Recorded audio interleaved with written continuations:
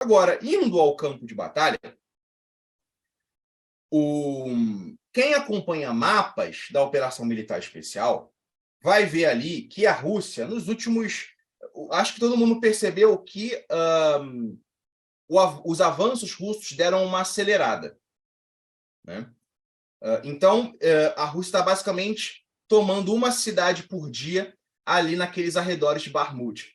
Tomou aí 2 dias atrás Berkivka, tomou ontem ou anteontem Yagodnoye, ontem tomou Dobroye Vasilivka, que é outra cidade por ali também, e já está tipo uma boa...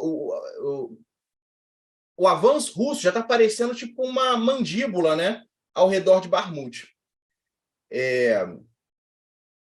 Ontem, o Reznikov, ministro da Defesa da Ucrânia, né, que escapou dos expurgos, ele tinha uma informação de que ele ia se demitir ou ser demitido, mas acabou não saindo. Ontem ele falou que não existe mais como retirar as tropas ucranianas que estão em Bakhmut em segurança.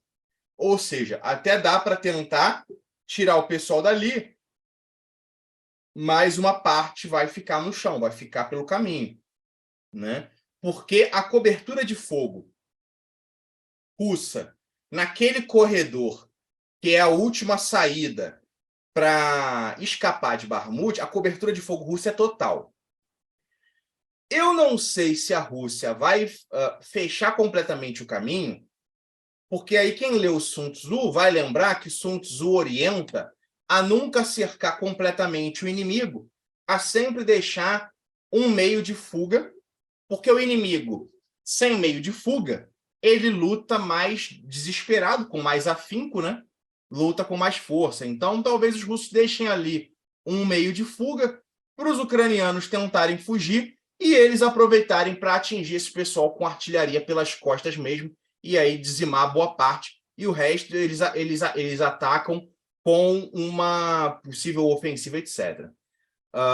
Então, assim, eu tenho dito reiteradamente que, na minha opinião, a suposta grande ofensiva russa, que tudo indica que de fato vai acontecer, só vai acontecer após a queda de Bakhmut.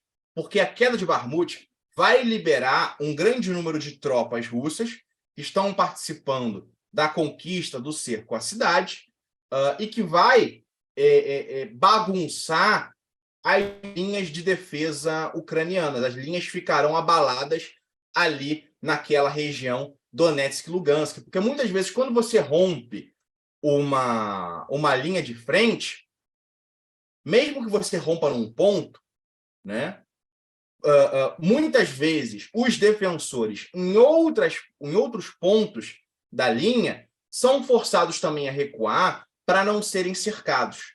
Então isso pode levar a um certo colapso de pequenas proporções nessa parte das linhas ucranianas, o que seria aí o momento ideal para uma grande ofensiva, não apenas ali, mas uma ofensiva geral, né, em vários pontos.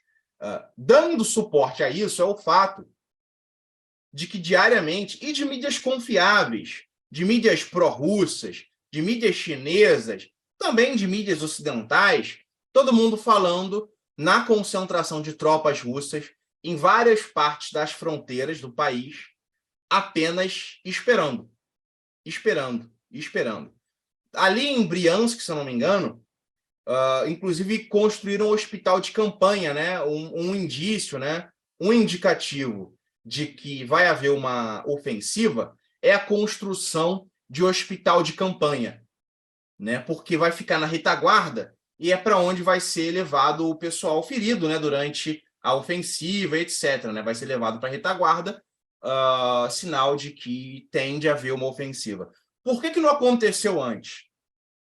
Aí eu acho que entra aquela questão polêmica que já foi abordada até pelo Rubão e também em outros canais, já foi abordado também no Arte da Guerra, pelo Rogério Netablian, em outros espaços, sobre a treta, o conflito entre o Grupo Wagner e o exército russo. Eu diria que isso atrasou em alguns dias a tomada de Bakhmut. Para quem não sabe, para quem caiu de paraquedas, canais ligados ao grupo Wagner denunciaram a falta de munição, né, a falta de suprimentos de munição para o grupo Wagner, que o grupo Wagner não estava recebendo equipamento e munições, veículos, etc., nas quantidades necessárias para repor o próprio estoque. Ora, o que a gente tem que... A gente não pode ficar na inocência. Existe filho da puta no exército russo? Obviamente existe filho da puta. Isso aí foi culpa de determinados oficiais, determinados generais, estrelinha, né, de gente arrogante, de gente que ficou com inveja, com ciúme do grupo Wagner e não queria que o grupo Wagner colhesse tantos louros aí nessa operação militar especial.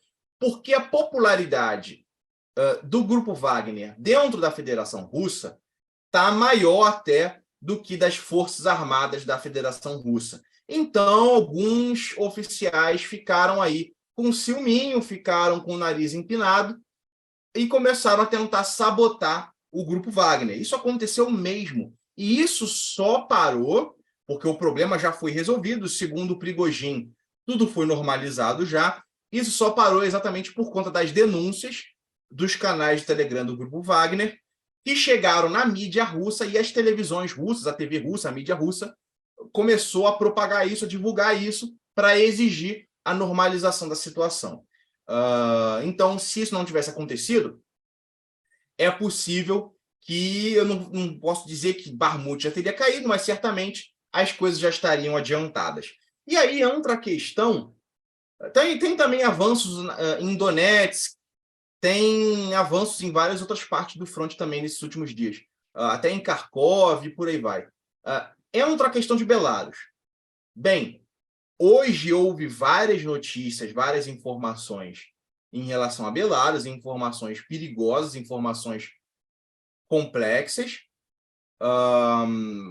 Eu não tenho ainda fontes completas em relação ao que de fato aconteceu, em relação à questão de ataque com drone, explosão, ataque terrorista, etc.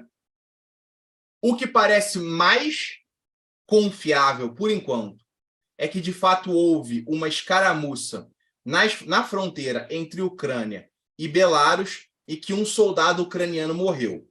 Um soldado ucraniano foi morto por Belarus, né? Nas últimas semanas, o pessoal da Embaixada de Belarus aqui no Brasil, alguém ali comentou que havia, de fato, tentativa de infiltrar DRGs, né, de infiltrar grupos de reconhecimento, sabotagem, etc., etc., dentro de Belarus, para realizar ações de sabotagem, etc., né? Então, eu imagino que foi isso que aconteceu, e Belarus tem tido que lidar com essas tentativas de infiltração já há alguns meses. Em relação a outras coisas que dizem que aconteceu, eu não sei, eu vou ficar devendo informações mais contundentes sobre Belarus para a próxima semana. Agora,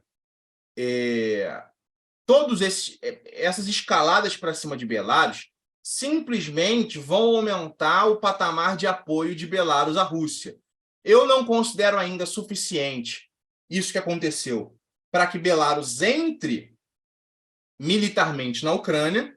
A minha posição, a minha tese é de que Belarus só vai entrar na Ucrânia se um segundo país entrar na Ucrânia também, ou seja, se a operação militar especial, se o conflito se espalhar, Belarus entra na Ucrânia. Eu acho, por exemplo, inclusive, que se a Ucrânia atacar a Transnistria, entrar com tropas na Transnistria, seria aí uma hipótese de Belarus responder a essa escalada, tomando uma participação mais ativa na operação militar especial. De qualquer maneira, Belarus tem cedido o seu território para manobras russas, né, inclusive também para uma possível ofensiva russa na Ucrânia. Então, é mais ou menos nessa linha que as coisas estão seguindo.